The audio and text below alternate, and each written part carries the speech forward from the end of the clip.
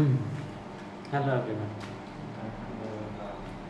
Welcome to लक्ष्य academy. कैसे हैं आप लोग? आशा करता हूँ कि आप स्वस्थ और अच्छे होंगे। जैसा कि मैंने देखा था और मैंने बनाया था कि एक सीरीज़ स्टार्ट किया था पॉलिटी का, जिसमें मैंने प्रेसिडेंट के बारे में बताया था, जिसका पार्ट 1 वीडियो आप लोग देख चुके होंगे और मुझे बहुत अच्छा लगा कि आप लोगों ने इतना सारा खूब सारा ढेर सारा प्यार दिया। ठीक है, तो उसी मोटिवेशन के साथ मैं आप लोगों को उसका दूसरा पार्ट लेके आया हूँ। ठीक है, तो आज हम पढ़ेंगे प्रेसिडेंट के एग्जीक्यूटिव पावर के बारे में। ठीक है, तो हम देखते हैं कि जो हमारे प्रेसिडेंट है उनके एग्जीक्यूटिव पावर यानी कि उनके पावर क्या क्या हैं। ठीक है, तो सबसे पहले देखिए हम लोग क्या देखते हैं कि जो एग्जीक्यूटिव पावर ऑफ प्रेसिडेंट है हम देखते जाते हैं, लाइन बाय लाइन देखते जाते हैं। For every executive action that the Indian government takes is to be taken in his name, यानी कि जितने भी आपके सरकार में एग्जीक्यूटिव एक्शंस होते हैं, जितने भी काम होते हैं हमारे भारत सरकार में, तो वो किसके नाम से लिए जाते हैं?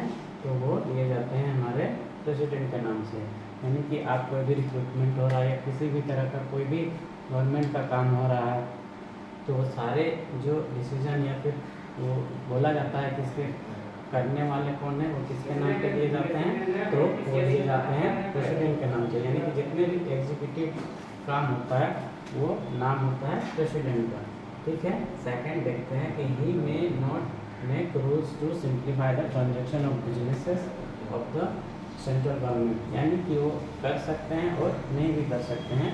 जैसे कि कोई गवर्नमेंट काम कर रही है तो उसमें क्या है कि वो उस पर उस रूल वो कोई बना सकते हैं या फिर सिंप्लीफाई कर सकते हैं या नहीं कर सकते हैं, ये उनके खुद के डिस्क्रिप्शन पावर पे है।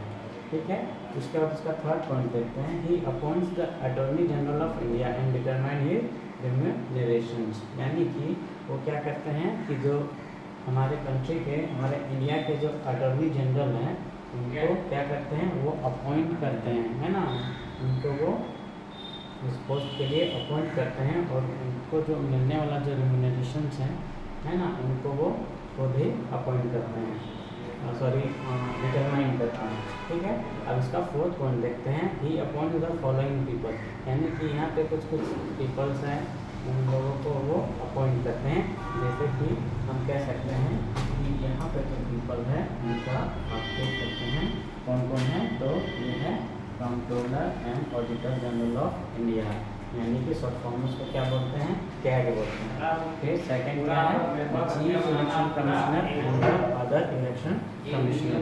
चीफ इलेक्शन कमिश्नर का तो होता ही है, साथ साथ में क्या होता है, अदर इलेक्शन कमीशन। जैसे कि क्या होते हैं दोस्तों कि हम जैसे कि वोटिंग आता है तो हम लोग सुनते हैं कि चीफ इलेक्शन कमिश्नर या फिर इलेक्शन कमीशन से नोटिस निकाल दिया गया है, तो वहाँ के जो पोस्ट होते हैं यानी कि जो चीफ इलेक्शन कमिश्नर होते हैं और भी जो इलेक्शन कमिश्नर होते हैं, सबका अपॉइंटमेंट होता है वो किनके से होता है, किनके कहने पे होता है, तो वो होता है हमारे प्रेसिडेंट के कहने पे।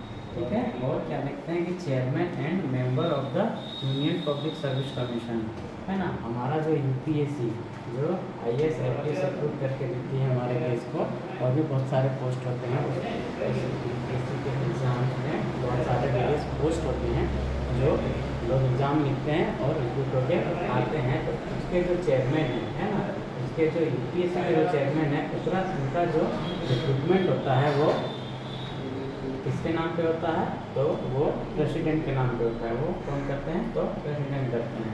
और हमारे स्टेट के हमारे जितने भी स्टेट हैं उस स्टेट में गवर्नर होते हैं और गवर्नर का जो रिक्रूटमेंट होता है वो भी कौन करते हैं, तो वो करते हैं हमारे प्रेसिडेंट। ठीक है, और एक हो गया आपका finance commission of the India and chairman and member, यानी कि जो भी फाइनेंस कमीशन है, यानी कि आप कह सकते हैं कि वित्त आयोग है, तो उसके जो चेयरमैन होते हैं और उसके जो मेंबर्स होते हैं, उन लोगों का जो रिक्रूटमेंट होता है या फिर आप कह सकते हैं अपॉइंटमेंट होता है, वो इसके बिहाफ में होता है, तो वो करते हैं आपके प्रेसिडेंट। यानी कि जैसे कि आप फर्स्ट लाइन में देखे होंगे कि क्या लिखा हुआ है, फॉर एवरी एग्जीक्यूटिव एक्शन, यानी कि जो भी गवर्नमेंट में एक्शंस होते हैं, जो भी एग्जीक्यूटिव एक्शन, कहने का मतलब कि इंडियन गवर्नमेंट में जो भी हो रहा है वो किसके नाम पे होता है, in the name of the president, यानी कि वो प्रेसिडेंट के नाम से होता है। ठीक है, अब हम देखते हैं आगे इसके फिफ्थ में और क्या क्या पावर्स हैं। He seeks administrative information from union government, यानी कि जब प्रेसिडेंट को ऐसा कुछ लगे कि हम मतलब यूनियन गवर्नमेंट से कि हमको कुछ इन्फॉर्मेशन चाहिए, तो वो डायरेक्टली यूनियन गवर्नमेंट से वो इन्फॉर्मेशन ले सकती है। He requires PM to submit for consideration of the council of minister any matter on which the decision has been taken by minister but which has not to be considered by the council, यानी कि यहाँ पे देखिए क्या है कि ही requires PM to submit, यानी कि क्या है कि पीएम को अपना रिपोर्ट सबमिट करना होता है ना, इसके खिलाफ। तो जब काउंसिल ऑफ मिनिस्टर के मैटर में ऐसा कुछ हुआ है और अगर पीएम उनसे कुछ कह रहे हैं कि चलिए हमको उनके खिलाफ मतलब कि उनके बिहाफ में रिपोर्ट चाहिए, तो वो पीएम क्या करेंगे, रिपोर्ट सबमिट करेंगे किनको, तो प्रेसिडेंट को। ठीक है, और नंबर 7 में देखते हैं अपॉइंट्स नेशनल कमीशन ऑफ। अब क्या होते हैं, जितने भी नेशनल कमीशन यानी कि राष्ट्र आयोग होते हैं, उन लोगों का जो अपॉइंटमेंट होता है वो करते हैं हमारे प्रेसिडेंट। अब नेशनल कमीशन कौन कौन हो गए, जैसे कि है तो बहुत सारे, लेकिन यहाँ पर कुछ हैं लाइक देखते हैं। जैसे कि एक है शेड्यूल कास्ट है ना, फिर है शेड्यूल ट्राइब, फिर क्या है, फिर है अदर बैकवर्ड क्लासेज है ना, और क्या है अदर बैकवर्ड क्लासेज, जिसको हम लोग ओबीसी बोलते हैं। तो यहाँ पे तीनों कास्ट का बात हो गया, शेड्यूल कास्ट, शेड्यूल ट्राइब और other backward classes. Schedule caste यानी कि शॉर्ट फॉर्म में उसको क्या बोलते हैं, एससी, और शेड्यूल ट्राइब को क्या बोलते हैं, एसटी, और अदर बैकवर्ड क्लास को क्या बोलते हैं, ओबीसी है ना। ये अपॉइंट इंटर स्टेट काउंसिल, और जो भी इंटर स्टेट काउंसिल होता है, जब इंटर स्टेट काउंसिल जो होता है वो एक स्टेट और कंट्री के बीच में होता है ना। तो वो जो काउंसिल होता है वो हमारे जैसे भारत है, तो भारत के स्टेट्स और कंट्री है, तो उसके बीच में इंटर स्टेट काउंसिल बनता है। तो वहाँ के जो मेंबर्स हैं या फिर जो वो जो पूरा फॉर्मेशन होता है स्टेट काउंसिल का, वो इनके पावर से होता है। तो वो प्रेसिडेंट के पावर से या फिर प्रेसिडेंट उनका चयन करते हैं। ठीक है, he appoints administration of union territories है ना, जितने भी एडमिनिस्ट्रेटर हैं यूनियन टेरिटरी के, वो कौन चूज करता है, तो हमारे प्रेसिडेंट करते हैं। और क्या कर सकते हैं, he can declare any area as a schedule area and has the power with respect to the administration of the schedule area and tribal area, यानी कि अगर प्रेसिडेंट चाहे तो किसी भी एरिया को, किसी भी क्षेत्र को वो शेड्यूल एरिया डिक्लेयर कर सकते हैं, और उसके रिस्पेक्ट में एडमिनिस्ट्रेशन का हो शेड्यूल एरिया हो या फिर ट्राइबल का शेड्यूल एरिया हो, उसके रिस्पेक्ट में वो डिसीजन ले सकते हैं। ठीक है, अब हम लोग देखते हैं इनके कुछ फाइनेंशियल पावर के बारे में है ना। तो financial power of the president, तो देखते हैं फर्स्ट क्या है कि to introduce the money bill this prior recommendation is a must, यानी कि जब भी मनी बिल है ना, जब भी मनी बिल पेश होता है लोकसभा में, तो क्या होता है कि जो पहला जो रिकमेंडेशन होता है वो लिया जाता है आपका प्रेसिडेंट से। ठीक है, उसके बाद क्या कर सकते हैं, he causes union budget to be laid before the parliament है ना, यानी कि जब भी यूनियन बजट पेश होता है ना, तो वो उनके मतलब कि सलाह से होता है। ठीक है, to make a demand for grant his recommendation is a prerequisite, यानी कि कोई भी अगर डिमांड ग्रांट होते हैं, देखेंगे आगे जैसे जैसे चैप्टर में पढ़ते रहेंगे है ना, हम लोग को ग्रांट्स में पढ़ना है। तो जो डिमांड ग्रांट होता है ना, तो वो जो रिकमेंडेशन करते हैं वो सबसे पहले क्या करते हैं हम लोग, प्रेसिडेंट से जब प्रेसिडेंट रिकमेंड करते हैं तो वो डिमांड ग्रांट पास होता है। Contingency fund of India is under his control, और इंडिया की जो कंटीजेंसी फंड है वो इसके कंट्रोल में होती है, तो वो कंट्रोल होती है हमारे प्रेसिडेंट के। He constitute the finance commission every 5 year, यानी कि जैसे कि मैंने पहले डिस्कस किया था फाइनेंस कमीशन के बारे में, जिनके मेंबर का अपॉइंटमेंट होता है प्रेसिडेंट के द्वारा। तो हर एक 5 साल में, हर एक 5 ईयर में क्या होता है कि वो जो कमीशन होता है वो बनता है ना। और तो क्या होता है कि वो जो फाइनेंस कमीशन होता है उनका जो कंस्टिट्यूट करते हैं, वो जो कंस्टिट्यूट करते हैं वो किनके द्वारा होता है, तुम्हारे प्रेसिडेंट के द्वारा। ठीक है, अब कुछ जुडिशियल पावर देख लेते हैं कि जुडिशियल पावर ऑफ प्रेसिडेंट यानी कि प्रेसिडेंट का जुडिशियल पावर क्या है। तो appointment of chief justice and supreme court, high court जजेज आर ऑन हिम। यानी कि अगर जुडिशियल पावर की बात करें तो जितने भी आपके हाई कोर्ट्स हैं, आपके सुप्रीम कोर्ट के जजेज हो गए हैं, तो सारे का जो अपॉइंटमेंट हो गया आपके चीफ जस्टिस हो गए हैं, है ना। Chief justice and supreme court, high court जजेज आर ऑन हिम। यानी कि जितना भी अपॉइंटमेंट होता है वो इनके नाम पे होता है। He takes advice from the supreme court, however those advices are not binding on him. तो कभी कभी ऐसा सिचुएशन आ जाता है प्रेसिडेंट के पास कि अगर वो चाहे तो वो हाई कोर्ट से या फिर सुप्रीम कोर्ट से क्या कर सकते हैं, एडवाइस ले सकते हैं। लेकिन ऐसा ज़रूरी नहीं होता है कि जो सुप्रीम कोर्ट या फिर हाई कोर्ट बोलेगा कि प्रेसिडेंट को कि आप ऐसा कर सकते हैं तो वो चीज़ उस पर करे। यानी कि वो क्या है, वो बाइंड नहीं है, यानी कि वो बंधे हुए नहीं होते हैं उनके एडवाइस से।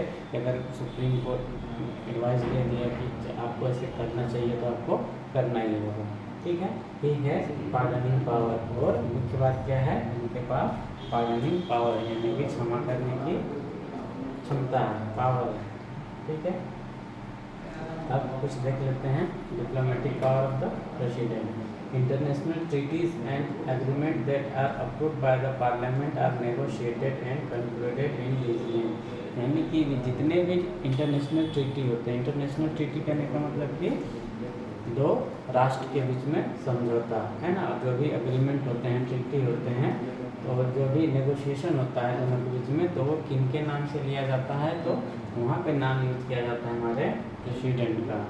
ठीक है, सेकंड देखते हैं, he is the representative of India in international forum and affair. यानी कि जो कि हम लोग जानते हैं कि हम लोग का जो अर्थ है या फिर विश्व है वो वहाँ पे बहुत सारे देश हैं, है ना, और सबके अपने अपने रूल चलाने के सिस्टम है ना। तो यहाँ पे जब हम सभी देश के जो लीडर आपस में आते हैं, एक जगह मिलते हैं या फिर बैठते हैं किसी मसले को लेके, किसी बात को लेके, तो वहाँ पे जो रिप्रेजेंटेटिव होता है ना, तो वो कौन होता है, वो प्रेसिडेंट होता है ना। क्या लिखा हुआ है, is the representative of India in international forum and affair, है ना। जब भी इंटरनेशनली या फिर अंतर्राष्ट्रीय स्तर पर हम लोग जाते हैं, बात करते हैं, तो वहाँ पे जो रिप्रेजेंटेटिव होता है हमारे देश का, वो कौन होता है, तो होता है प्रेसिडेंट। ठीक है, अब देखते हैं कि कुछ मिलिट्री पावर्स को देख लेते हैं, है ना। He is the commander of defence forces of India, है ना। क्या क्या बोला गया है, जितने भी कमांडर फोर्सेस है, आपका नेवी हो गया, आपका आर्मी हो गया, आपका एयरफोर्स हो गया, तो सभी के कमांडर कौन है, तो हमारे प्रेसिडेंट है। ठीक है, फिर देखते हैं वो क्या करते हैं, he appoints chief of the army. यानी कि आर्मी के जो चीफ है वो इनके द्वारा अपॉइंट होता है, तो वो प्रेसिडेंट के द्वारा होता है ना। Chief of the navy, navy के जो चीफ होते हैं वो किनके द्वारा अपॉइंट होते हैं, तो वो प्रेसिडेंट के द्वारा होते हैं। And chief of the air force, यानी कि जो एयर फोर्स है उनके जो चीफ हैं वो किनके द्वारा रिक्रूटमेंट हो रहे हैं या फिर अपॉइंट हो रहे हैं, तो वो हो रहे हैं प्रेसिडेंट के द्वारा। ठीक है, और कुछ यहाँ पे इमरजेंसी पावर्स है ना, emergency power of the president. तो वो क्या होता है, it deals with the 3 type of emergency given in the Indian constitution. पता है दोस्तों, हमारे जो कॉन्स्टिट्यूशन है उसमें 3 टाइप के इमरजेंसी यानी कि आपातकाल का मेंशन किया गया है ना। जिसमें सबसे पहले हम लोग बात करते हैं नेशनल इमरजेंसी यानी कि राष्ट्रीय आपातकाल, है ना, जो कि कॉन्स्टिट्यूशन यानी कि संविधान के अनुच्छेद 352 डील करता है ना। आर्टिकल 352 क्या बताता है, तो हमारे नेशनल इमरजेंसी में क्या क्या प्रावधान होने चाहिए। और सेकेंड है प्रेसिडेंट रूल, आर्टिकल 356 टू 365, है ना। तो ये क्या है, राष्ट्रपति शासन, है ना, जो कौन सा आर्टिकल यूज करता है, तो आर्टिकल 356 एंड 365। और जो थर्ड टाइप का जो इमरजेंसी है वो है फाइनेंशियल इमरजेंसी, फाइनेंशियल इमरजेंसी। और फाइनेंशियल इमरजेंसी क्या करता है, जो फाइनेंशियल इमरजेंसी आपका फाइनेंशियल इमरजेंसी जो कि क्या है वो आर्टिकल 360 है ना, कि जो यानी कि इंडियन कॉन्स्टिट्यूशन यानी कि भारतीय संविधान का आर्टिकल 360 क्या बताता है, किसके बारे में, तो फाइनेंशियल इमरजेंसी के बारे में बताता है ना। यानी कि वो यहाँ पे तीनों के तीनों आ गए कहाँ से, 352 से 360 तक तीनों के तीन इमरजेंसी पावर्स आ गए। ठीक है, अब हम लोग देखते हैं what is the ordinance making power of the president. Article 1 to 3 deals with the ordinance making power of the 1 to 3 कहने का मतलब आर्टिकल 123 क्या डील्स करता है, वो डील्स करता है ordinance making power of the president. President has many legislative powers and this powers is one of them, है ना।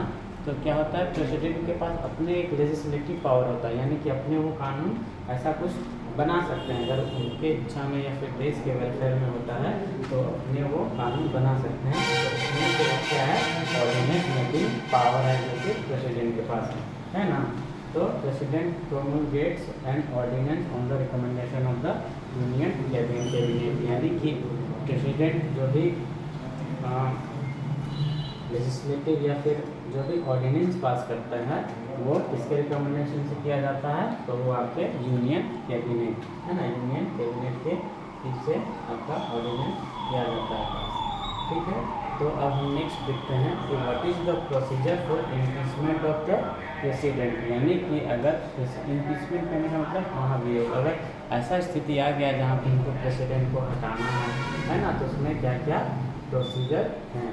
तो यहाँ पे देख लेते हैं कि क्या क्या मतलब ऐसा कौन सी स्थिति, ऐसा क्या कारण है कि हमको प्रेसिडेंट को हटाया जाने का एक रीज़न बन जाता है। ठीक है, तो यहाँ पे देखिए क्या लिखा है, द ओनली कंडीशन है ना, एकमात्र कंडीशन है वो the initiation of impeachment of Indian president in the violation of the constitution. यानी कि यहाँ पे कह रहा है कि बस एक ही कंडीशन पे हम प्रेसिडेंट ऑफ इंडिया को हटा सकते हैं या फिर उनका इम्पीचमेंट पॉसिबल है तब जब वो वायोलेशन ऑफ द कॉन्स्टिट्यूशन करे, यानी कि कानून का या फिर हमारे कॉन्स्टिट्यूशन यानी कि संविधान का क्या करे, उल्लंघन करे, उसका वायोलेशन करे। ठीक है, तो एक चीज़ हम देख लेते हैं यहाँ पे नोट में, Indian constitution contains no definition for violation of constitution. लेकिन हमारे कॉन्स्टिट्यूशन में क्या खामी रह गई है कि जो हमारा जो कॉन्स्टिट्यूशन है वो डिफाइन ही नहीं करता है कि वो जो वायोलेशन है ना, वायोलेशन ऑफ कॉन्स्टिट्यूशन क्या होता है या फिर किसको बोलेंगे वायोलेशन ऑफ कॉन्स्टिट्यूशन, है ना। यानी कि संविधान का उल्लंघन करना किसको बोला जा सकता है, ऐसा कोई प्रॉपर डेफिनेशन हमारे कॉन्स्टिट्यूशन में नहीं है। ठीक है, the impeachment process of the president is given below, है ना। यहाँ पे देखिए आप नीचे देखेंगे, हम लोग क्या देखेंगे, इम्पीचमेंट प्रोसेस किस तरह से है। तो सबसे पहले क्या होता है, we have take Lok Sabha as the first house to initiate the impeachment charges, है ना। क्या करते हैं, सबसे पहले हम लोग कहाँ जाते हैं, लोकसभा जाते हैं, है ना, और अपना क्या करते हैं, वो प्रोसीडिंग इनिशिएट करते हैं, यानी कि शुरू करते हैं। हाउएवर राज्यसभा टू कैन, यानी कि राज्यसभा क्या कर सकता है, राज्यसभा टू कैन